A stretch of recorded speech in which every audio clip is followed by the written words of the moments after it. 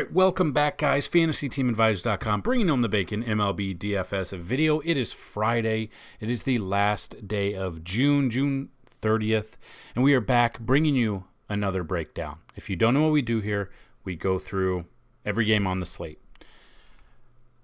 We look at the pitchers, and then we talk about some of the bats that we like. And we kind of go over the pitchers and how they've done recently and their fantasy points on like Fanduel and DraftKings. So if you haven't subscribed to the YouTube channel, hit that subscribe button, guys. We are trying to get to 10,000 subs before the start of the NFL season. So we've got about 2 months left. Very excited to get ready for the NFL season. Again, FantasyTeamAdvisors.com. You can check out the description below for the links. Today is the last day to sign up for $10 a month.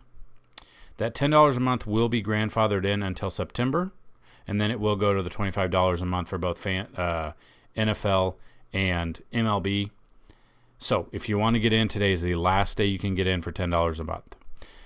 Anytime a video gets at least 50 likes and you leave a positive comment and you're a subscriber to the YouTube channel, your name gets thrown into random.org and you have a chance to win a free week of MLB DFS.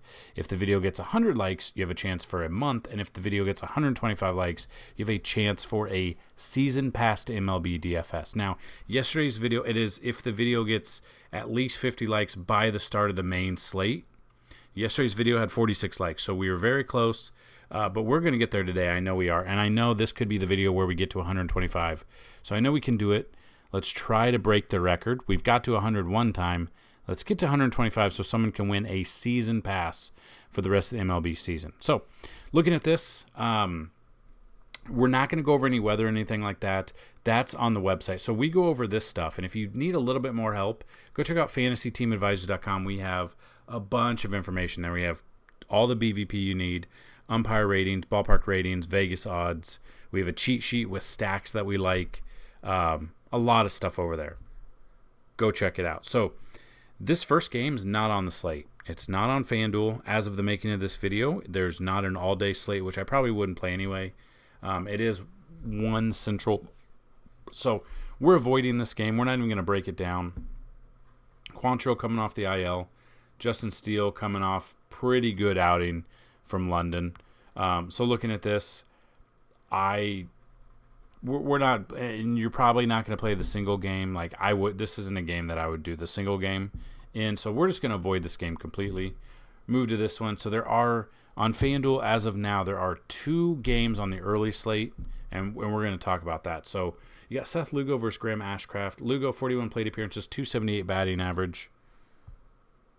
Then we've got 19.5 K percentage, so not bad. And then Graham Ashcraft here, 29 plate appearances, 214. Same kind of breakdown as I had 2 days ago. It's really hard to want to take a pitcher against the Reds right now at home.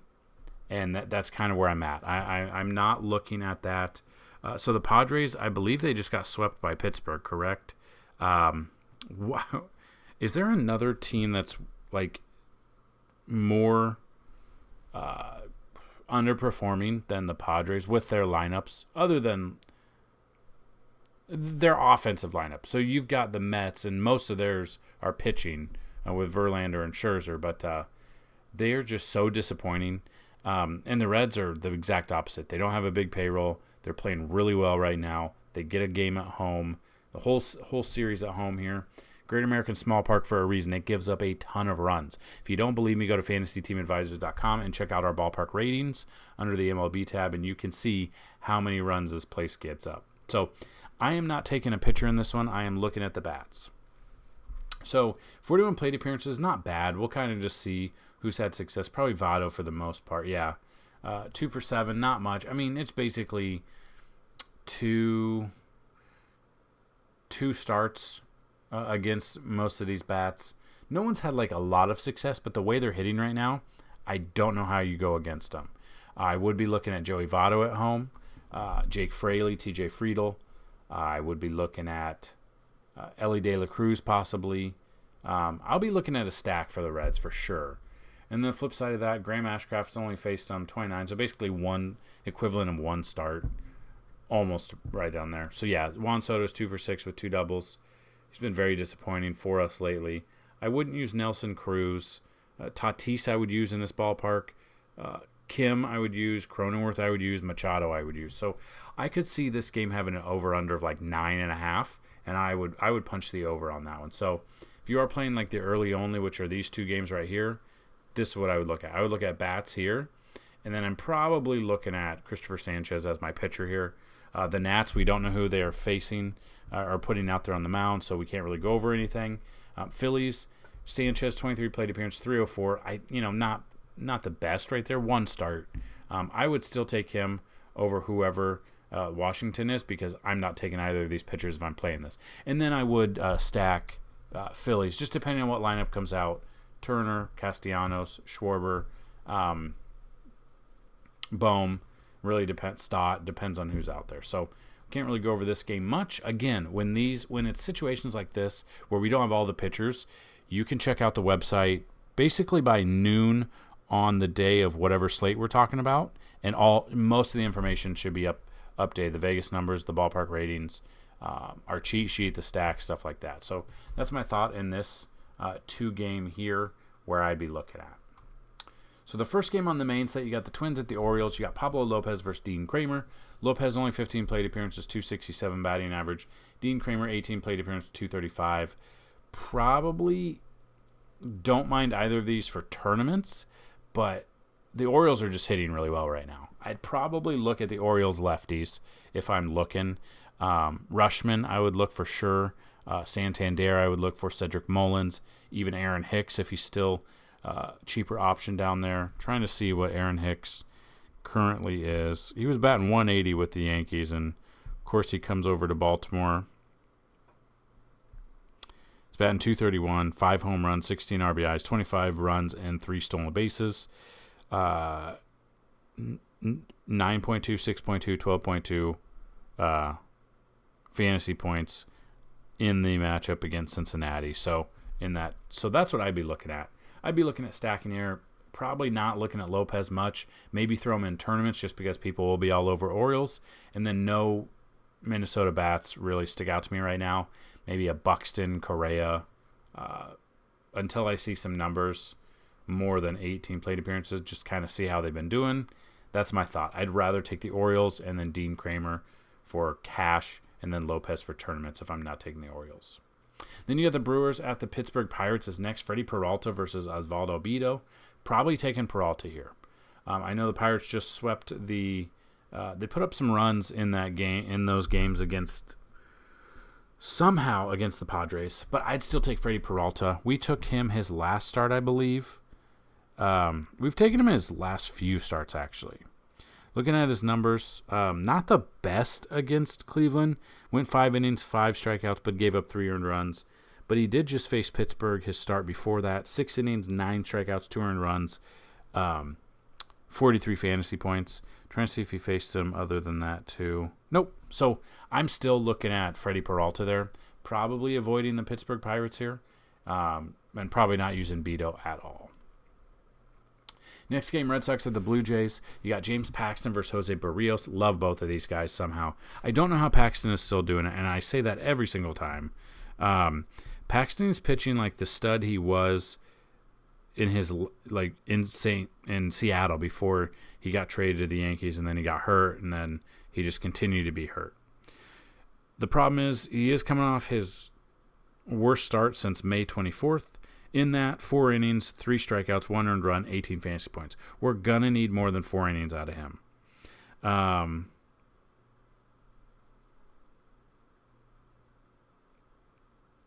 So the problem was, here we go.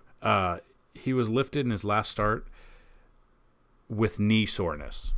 So this is something that I actually might avoid Paxton here. Don't know if he's going to go deep into games. He is still 10,100. He is the second highest priced pitcher on the slate. And that scares me there because he does have knee soreness. He is very injury prone. He's been pretty good up until last start. Then he left hurt. I'm probably avoiding Paxton, but I don't mind stacking against him. So looking at that, I'd probably look at Bichette. I'd look at Vlad as well, George Springer. don't be surprised if Paxton screws you over on a Friday night, goes 3 or 4 innings, gets hurt, and then is out for the rest of the year, whereas you could have stacked against him. That's my thought. I am stacking the Blue Jays against him, and Barrios has really turned his stuff around lately. Absolutely love what I see out of him. Against Boston, 94 plate appearances, only 18.1 K percentage, but we'll take it. 233 batting average against him. I'm definitely taking Barrios. He's 8-5 with a 3.6 ERA. Against Oakland, 6 innings, 8 strikeouts. It's Oakland, though. 6 innings, 8 strikeouts, 46 fantasy points. Then he did have that stinker against Miami. 4 innings, 4 strikeouts, 5 earned runs, only 9 fantasy points. But then Baltimore, 48 fantasy points. Houston, 28. Just didn't get strikeouts in that game. So I am looking to see if he's faced Boston. So he has faced Boston. Might have been his worst start, one of his worst starts. It was at Boston, though. Fenway gives up a ton of runs, as you guys know. 5.1 innings, gave up 11 hits, 4 strikeouts, and 5 earned runs against Boston. Then he turned it around after that. So I'm taking Barrios with the hot hand here. I'm banking on Paxton. I don't want to bank on him getting hurt, but it's almost like a foregone conclusion that it's a huge possibility that could happen. So that's kind of where I'm at here. I would stack the Blue Jays. I would be looking at I would definitely be looking at Barrios for one of my top pitchers, if not my favorite pitcher on the slate. Then we go to the Giants at the Mets. You've got Alex Cobb versus Carlos Carrasco. Cobb, 54 plate appearance, 269. I don't trust him. I don't trust him at all. He's coming back off the IL with the oblique. Trying to see if he's going to be on a... been about 2 weeks on the IL. Trying to see... he had one rehab start with single A. He had 9 strikeouts in single A. So that's single A. It is the Mets, though. So I'm very... it's so weird to think about how the Mets aren't that good with their payroll. But what I'm looking at is Cobb, 54 plate appearance, 269, coming off the IL with an oblique. It's something you could tweak again since he's only had 3.2 innings of rehab there. It's in New York, so they're flying cross-country there. No, they're flying from Toronto. But still, at the same time, I cannot trust Alex Cobb. I also can't trust Carrasco. Probably would look at bats against him. 32 plate appearance, 161. I'd be looking at the lefty bats here. So Lamont Wade Jr., Conforto, Jock Peterson, who I'd be looking at. I will have no exposure to either of these pitchers. I'd rather look at the bats on both sides. And that's what we're going to do with the BVP, and that's what we're going to do with all of when the Vegas numbers come out on the website. So definitely make sure to go check out FantasyTeamAdvisors.com. It is not FantasyTeamAdvice.com. I've been having a couple of people have been asking about that and confused, and found out that no, it is not Fantasy Team Advice. Didn't even know that was a website. We are FantasyTeamAdvisors.com. Next game, Marlins at the Braves. Brian Hoeing versus to be announced. I wouldn't take Hoeing here. Only 21 plate appearances, basically one start, 368 batting average. Looking at these numbers, I'm guessing, Acuna's 1 for 4 with a double. Olson's 1 for 2 with a double. Ozuna's 1 for 1 with a home run. Pilar's 1 for 2 with a double. Austin Riley 1 for 2. Sam Hilliard 1 for 2. Sean Murphy 1 for 2. So I would still take Travis d'Arnaud over Sean Murphy. But I'm avoiding Hoeing, and I would take a Brave stack at home, just depending on what lineup comes out there. But it's helped us more times than it has hurt us this year. Next game, Astros at the Rangers. Battle of Texas. Ronel Blanco versus John Gray. Blanco, 20 plate appearances, 375 batting average, 20 K percentage. And then John Gray, 50 plate appearances, 26 K percentage, only 186 batting average. Now, I know Houston just put up 14 runs on the lowly Cardinals. Probably not taking Blanco against the Rangers just because of how hot they are. I would probably stack the Rangers. I don't mind John Gray. He's been very good when we've used him this year. Way better than I thought he'd be at the beginning of the year. If you asked me at the beginning of the year if I thought John Gray would be, I guess even the word decent, I would have said probably not. I highly doubt it. But he is currently ranked 82. He comes in it's crazy to think about. He is the third highest priced pitcher on the slate at 10,000 on FanDuel. 6-3 record, 2.89 ERA, 69 strikeouts. So not a ton of strikeouts for 81 innings pitched. But I don't mind him. I'm trying to see if he's faced Houston this year. So yes, he did. The problem with that one was it was April 15th, his third start of the year. 2 innings, 2 strikeouts. I wonder if he was coming out of the bullpen at that time for whatever reason. Because he didn't give up much unless he got hurt. No, he started. So his price, though, is a little higher for my liking. 5 innings against the Yankees, he got 24 fantasy points. 2.1 innings against Toronto, 6 earned runs, -5 fantasy points. Then St. Louis, complete game, 12 strikeouts, 64 fantasy points. And he's still kind of living on that game from June 7th as to why he's that high priced. And it's against Houston, so I think I'd only trust him in tournaments if I'm making multiple lineups. I'd rather take the bats in this game, though, most likely. Most likely I'd lean towards Texas bats, Simeon, Seager, Young, Adolis Garcia. Just depends on who's out there. Mitch Garver, Jonah Heim is a switch hitter. Like Jonah Heim over Mitch Garver with the righty on the mound. Tigers at the Rockies is next. Michael Lorenzen versus Austin Gomber. I'm avoiding pitchers in Coors, and I would take the bats. You want to get cheap. You can't really get cheap because when they're in Coors, they're priced up, which is unfortunate. But kind of just looking. Jonathan Scope, 2 for 7. Miggy I wouldn't use. McKinstry I might use, 1 for 5. Baez, Marisnik, 2 for 4 with doubles each. Torkelson had 2 bomb jobs yesterday. I would look at Torkelson, but I'm not stacking the Tigers. And then Cardinals. Rockies bats against Lorenzen. Alfaro's 3 for 5. CJ Cron's 1 for 3, 1 home run. Not really good numbers that you'd like to see. We'll kind of have to wait for the weather. We'll kind of have to wait to see the Vegas numbers here before I go in. This might just feel like maybe not a day that you have to take Coors bats. And I think a lot of people will, so we can get off the field, get a little less ownership there. Dodgers at the Royals is next. Bobby Miller versus Alec Marsh. Marsh getting called up, either got called up on Thursday or getting called up during the day for here on Friday to make his major league debut against the Dodgers. I don't like that. Bobby Miller, I'll take Bobby Miller in Kansas City for tournaments. Don't trust him much, but it is Kansas City. I can see him getting lit up as well, so he's only in tournaments for me.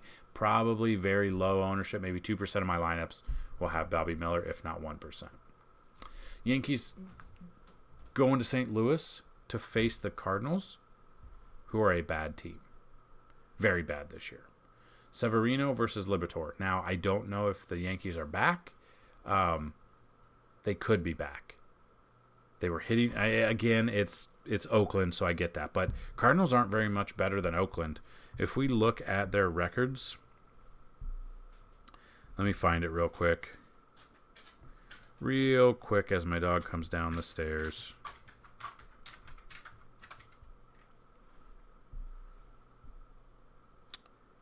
We've got Oakland rocking the 21-62, and the Cardinals 31-40. Okay, so they're a little bit better. But again, Liberatore didn't have his stuff with him in London. Now he's got 6 days since he pitched.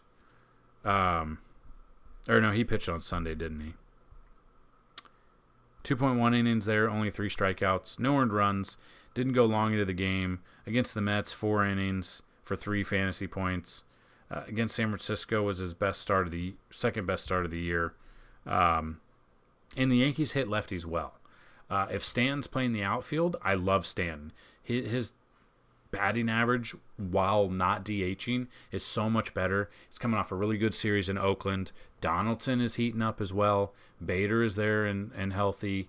Glaber is there. DJ LeMahieu is there. Depending on what other bats come out there, I'm looking at the righties for the Yankees, the ones I just named. And then you got Sevy, only 6 plate appearances, 167. Hasn't faced him before. I'll have exposure to him. Probably just avoiding Liberatore altogether here. So I would look at Sevy, and then I would look at the Yankees bats. Diamondbacks at the Angels. You got Tommy Henry versus Griffin Canning. Henry, 3 plate appearances, no batting average. Canning, 13 plate appearances, 385. Not taking either of these pitchers. I would look at stacking both sides with the Angels. Trout, who's on fire. Ohtani's obviously on fire. Hunter Renfroe, Taylor Ward, Drury, I would all take against the lefty Henry. And on the flip side of that, Arizona, Corbin Carroll actually left the game after 2 at-bats, I believe, on Thursday with shoulder soreness, so most likely he is going to be out. So that'll dampen it a little bit. So I would be looking at Ketel Marte, Christian Walker, Lourdes Gurriel Jr., Rojas possibly. Let me see who else, since I am actually kind of upset. I hope he's okay. Corbin Carroll's one of those guys, when he's on, he's stealing bases for you. He's hitting home runs. He's doing everything that he possibly can. So looking at this one, Perdomo, if he starts at the top, if he leads off, I like him. Corbin Carroll, seeing if he got any. Yeah, so just minimal.